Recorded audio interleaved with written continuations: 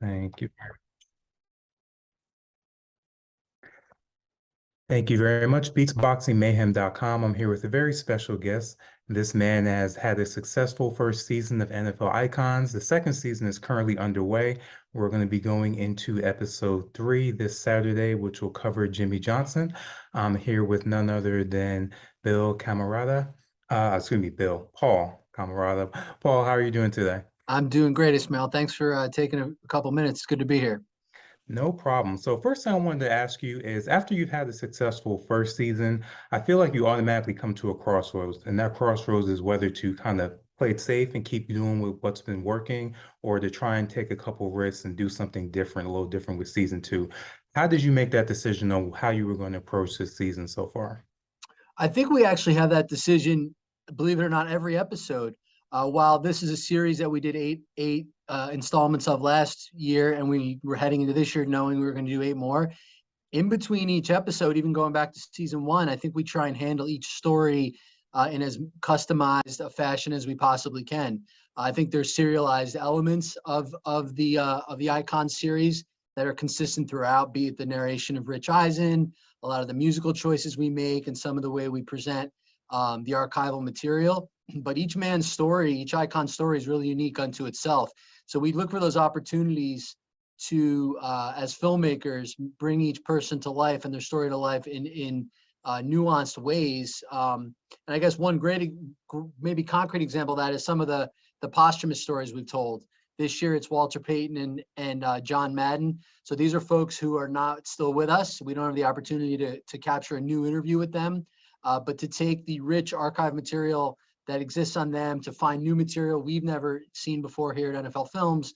And in the case of Walter Payton, we interviewed his 2 grown children, Brittany and Jared. So that gave us a chance to sort of use your words, come to the crossroad of how to tell Walter's story different than we had done people in the past. And it's always a fun, exciting thing, right? It's like building that jigsaw puzzle without really knowing what each of the pieces is going to be.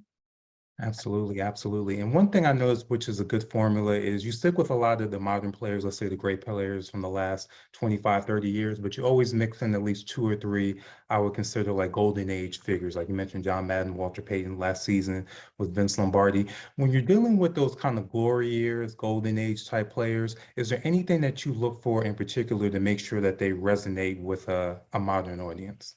I think what's great about all those figures, and these are all Hall of Famers, right? These are all names that people know, but part of what makes them icons is the longevity of their story, the universal nature of their stories, the human elements, whether it's adversity that they dealt with away from the game. Those are things that make it accessible to wider audiences. And then in certain cases, in most cases, as history passes, as time goes on, even from after they've left the game, or even in some cases after they've passed on, elements of their stories and things that they did, the legacies of those actions grow. In the Jimmy Johnson film, for instance, Jimmy tells a story of a motivational talk he gave to the Cowboys in the early 90s. And just a few years ago, he was working with Fox, and the Chiefs' Andy Reid brought him in to talk to the Chiefs on the eve of the Super Bowl against the 49ers. Johnson gave the same motivational speech. Well, don't the Chiefs go on to not only win the Super Bowl, but in the ensuing months, we had Films interviewed Travis Kelce for a documentary, the tight end from the Chiefs. And he's just going on and on about how this incredible moment with Jimmy Johnson and this same story motivated the Chiefs and got them ready to play the 49ers that night. So I think that's an example where you find an iconic figure like Johnson and something he did in his sort of coaching professional life playbook back in the day, in this moment back in the past, and it holds up. And I think that makes his impact even greater, and it shows how the work that he was doing, whether or not he knew it at the time, is something that can resonate years later and with younger audiences and with younger players. Right. And speaking of that, how do you deal with, I would call it the delicate moments? You mentioned Jimmy Johnson. We know the issues that he had with Jerry Jones. So you're mostly getting his side. Situations like that, or even with Steve Young and Joe Montana, where there was tension, not really overt issues, but a little bit of tension. How do you get the full story, even if you're only getting, let's say, the icon side and maybe not the other half of the equation when you're putting the narrative together?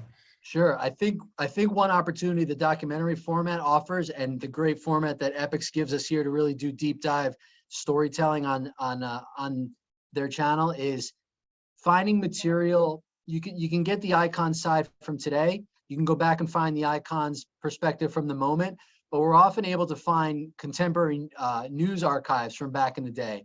And those are the things that sometimes get lost to history, you know, especially as decades and generations go by.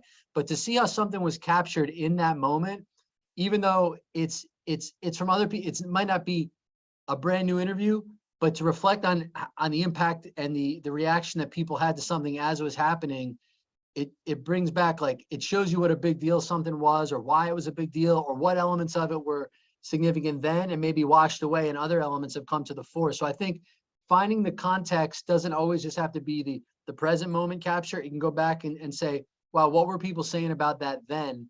That lets me reflect on what was important then and what's held up since then. Got it, got it. One other thing that came to mind is when we talk about people that have passed on, we just passed the 10-year anniversary of Steve Sable's passing, you know, one of the founders of NFL Films. Can you just talk about the continuing legacy of excellence that he left and how that's still impacting the work that you guys are doing today, 10 years later? Absolutely. No, this series series quite literally stands on the shoulders of the work that Steve and his teams were doing back in the 60s, because each of these films, depending on when the individual icons started their career, includes material that was captured with folks from the year they came into the league. Almost every icons, I would say every episode has clips from the very first NFL Films interview with each respective subject. So there's going to be a Tony Dungy film coming up here at the end of the season. We have that first interview with him that he ever did with Films. We have his material as a player with the Pittsburgh Steelers.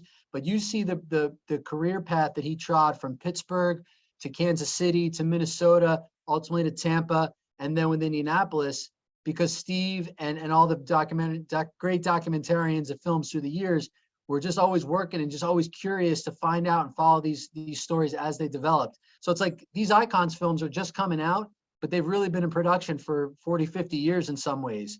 It's like you've been following these people their whole lives, and now we're able to pull the curtain back on some of that material. You will quite literally see these gentlemen age on screen because of how we see their faces at different points in their life through the film's archive. All right.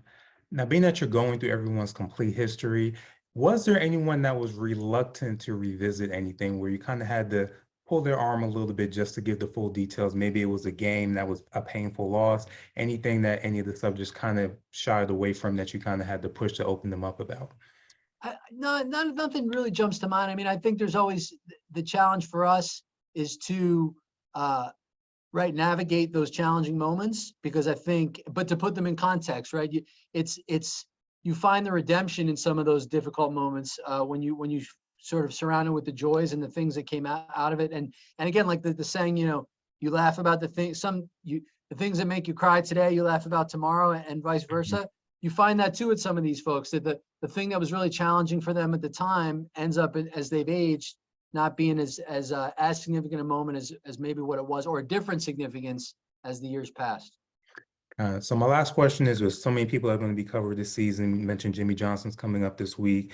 We also have Troy Aikman, you know, Dungy you mentioned as well, Ray Lewis. With all these stories and all these icons, was there anyone that surprised you, or who surprised you the most, as far as like when you really dug into the films and everything, that you learned so much that you didn't know before? I mean, every one of these films had something that, I mean, I've been doing this 20 years here at Films, and some of these gentlemen, I've actually had the good fortune to tell parts of their stories before. Every single one of these films had something revealing that I never knew. You know, from Steve Young, I never really realized the really inch by inch granular nature of challenges he had from when he got to BYU. He wanted to play quarterback. He's 8th in the depth chart. He had a coach tell him, "You're left-handed. I don't coach left-handed quarterbacks. You better go play defense." Now, this is a Pro Football Hall of Famer, and he had to overcome that kind of adversity from every small stage. I mean, Dungy, obviously, the challenges he went through from when he was recruited as a high schooler in Michigan, and which colleges were going to let him play quarterback, because some colleges didn't want to let African Americans play quarterback at the time.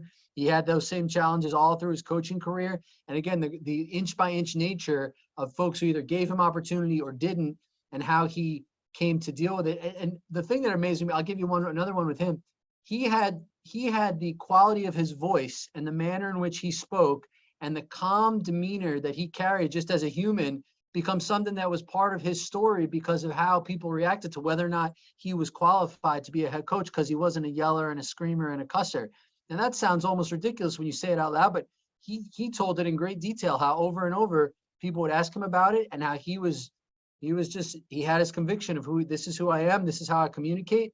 I'm going to speak to you as my players this way, and I hope no one needs to be sworn at, because that's not going to happen with me. So I think when you can get into the details of these gentlemen, like, we all know the headlines, we know the big marquee moments, we know the triumphs and even some of the tragedies at the headline level, but to get into the details and the shadows of how they navigated those moments in their lives, I mean, you're learning stuff every step of the way.